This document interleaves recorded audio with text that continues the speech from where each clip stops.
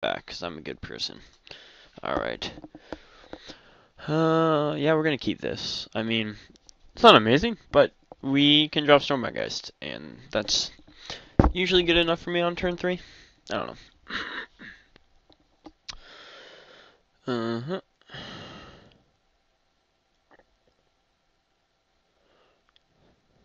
Like, I really like the prize supports for these sealed. That's why I've done 2 of them that I've recorded. I'm gonna show you guys, plus the pre-release one. Like, yeah. And who knows? I'm probably gonna wait for the release event to be over to start drafting it. But it's all very good. Ooh, Diagraph Ghoul. That's pretty aggressive. Gerald's Mind Crusher. We just have like a plethora of great blue here. Plus Geist Catcher's Rig. Hopefully he's doesn't have too aggressive of a follow-up. But you know. Okay. Typhoid Rats, that's not too bad. If it was like Vampire Interloper or Highborn Ghoul, I would have been a little scared. Although I suppose we could have dealt with Vampire Interloper with this guy fairly easily. Well, next turn we can eat his Diagraph Ghoul, assuming he attacks with Nephilius Sea Kite. Which is always good stuff. Alright. Yep. I cannot block either, even if I wanted to, so.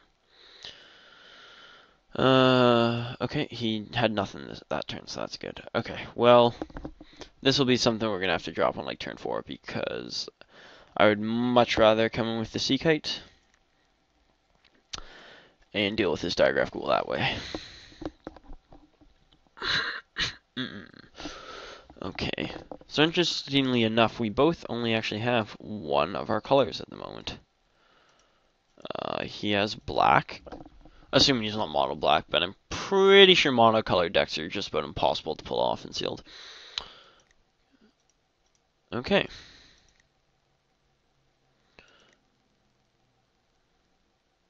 What's he got now? Dead weight. Make that a 0-1. Oh no, I took damage, right. Okay. Forgot I took damage there for a second. That will let us cast Relentless, guys, unless we really want to Grave Purge it back, but I don't know. I'm thinking I'd probably rather have Relentless Scabs than that. That did its job well. It got rid of 2 of his cards.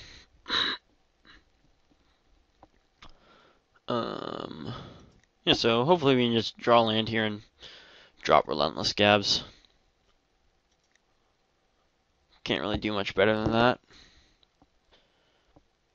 That'll let us Relentless Scabs next turn, so I suppose that's good enough. Or we could trade it for his Typhoid Rats, but the fact that we have 2, or actually 3 fairly expensive cards in our hand that will let us play means I probably want to keep this guy around at least for a little. Although, like, late game, that'd be the type of thing that I probably would trade with his Typhoid Rats just to get that thing off the field without having to waste anything powerful on it. We're kind of, yeah, so we're both almost stuck on one color here. Him too. Well, now we're not. So, yeah, let's go ahead. We're going to attack and play Mind Crusher, actually. And then we'll play Relentless Scabs after. Because, hey, when you can play a Mind Crusher, it's usually in your best interest to play that Mind Crusher. And we're just going to mill ourselves. I'm starting to think the second mill might be better targeted on your opponents after that one game where we almost killed ourselves with it. And, like, unless you're in, like, a Spiders deck, which I don't even know if it's possible to be. At least not as good after the release of Dark Ascension. Alright, what do we get? Deranged Assistant, Griptide, and some lands, so can't be too sad about that. That'll let me get rid of the Deranged Assistant with a Relentless Scab, so I can Grave Purge back that Nephalia Sea Kite later as well.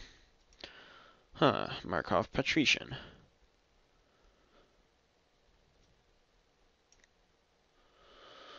Okay. I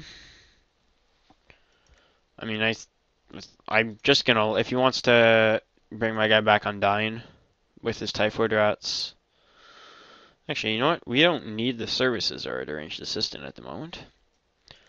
So it can attack as well, since it will trade with either one of his guys. Oh. If you're gonna chump it, why not chump it with the rats, is my question. I don't know. Maybe that's just,